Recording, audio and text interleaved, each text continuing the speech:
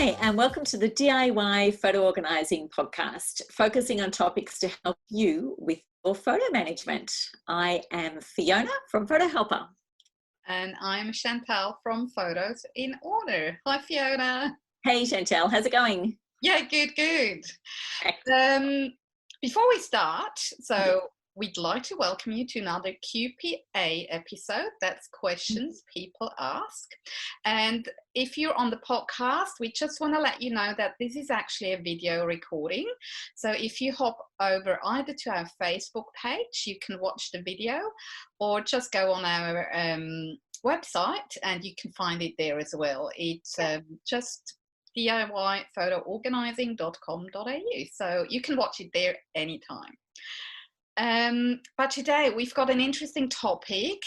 We had a listener asking us, how do I gather photos from other family members? So that's quite a common question, actually, because if we have a family or partners, they have photos too that we might put or want to put in our photo hub. So how do we get our hands on them? Exactly. What's our first tip, Fiona? All right, so there's a few different ways that we thought we'd tackle this one. Just in a logical sense, we thought that we'd just break it out into three different options that you really have. Ultimately, obviously, you want to gather these photos and then have them in your hub. So we're just talking about the options that you have as to how to gather those photos, so that you can easily include them into your own photo hub. So the first way is that you could have these photos and get them onto your own camera roll on your phone. So there's a few different ways that you can do that. You can either have them, if it's just a few photos here and there, just from someone that isn't as regular a family member, like a spouse or one of your children or something like that. But if it's just somewhere where someone's taken a photo that you'd like a copy, you could always just have them text it to you or email it to you, and then you just do save to camera roll. That's an easy one, but that's not something that we would recommend for a longer term solution for family members on an ongoing regular base. So the other ways that you could do that is to either have them airdrop the photos. You could look at using shared albums. Whether or not you're doing that across Android or an iPhone, but the goal there would be to get the photos into your camera roll and then follow your usual process to get them into your hub. What's the next thing we could do, Chantal? So the next option that is probably the most obvious one, or the most straightforward one, I think, is let's assume you've got a partner or you have kids and they've got photos on their phone. So we're mainly talking about phone photos, by the way. You probably have noticed that by now, because that has become our main camera. And for everything else, this second option is the USB connection. And that works for everything, not just phones, but it's the most obvious. You simply plug in your device, connect it to your computer, and you copy paste your photos, and you're done. Now with SD cards and USB sticks and all these sorts of things, that's straightforward, pretty easy.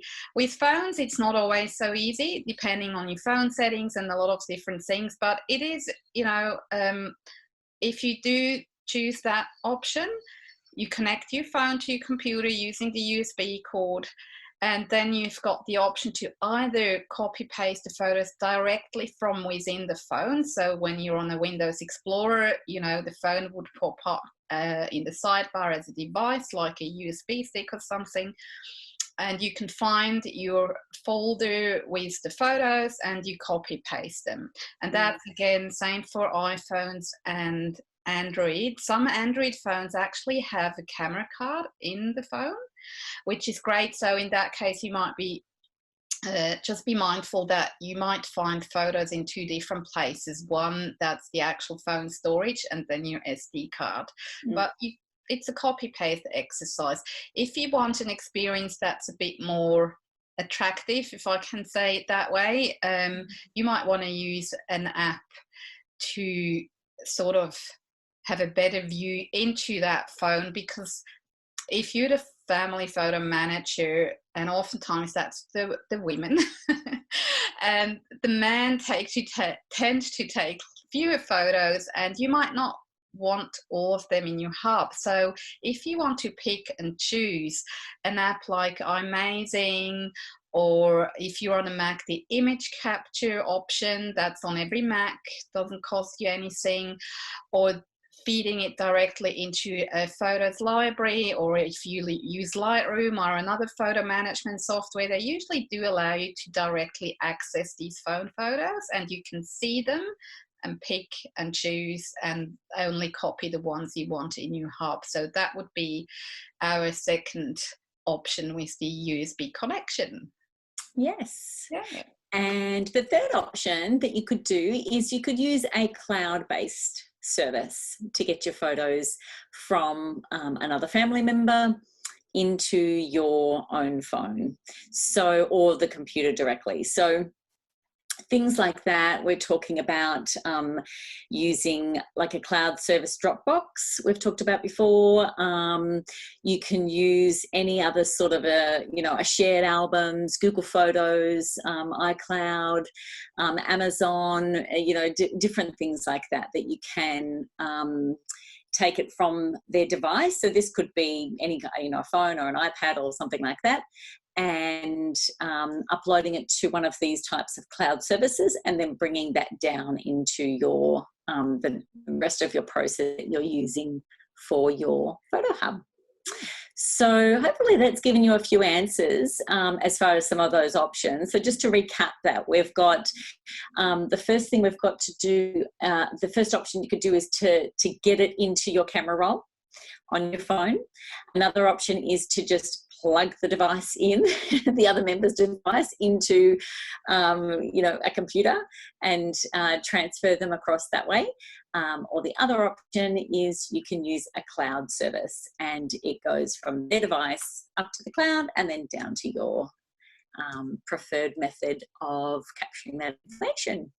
So hopefully that's helped. We've got a few tips for people today as well, Chantal. What have we got to share? Some of our best practices on this. Yeah, what we just all explained sounds pretty easy and straightforward. In theory. By now, it's not that easy.